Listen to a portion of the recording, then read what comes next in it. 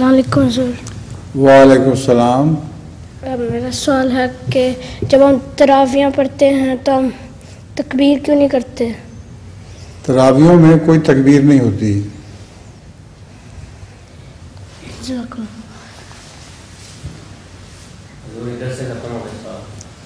बड़ी जल्दी ख़त्म हो गए सवाल, माशाअल्लाह। अब 2 गुलाटिए हमारे पड़े हुए हैं।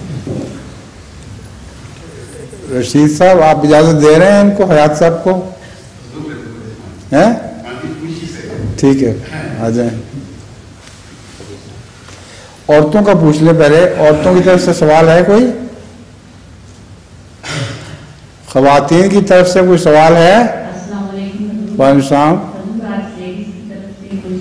कोई सवाल नहीं, बस फिर ठीक है, आ जाएं हयात साहब।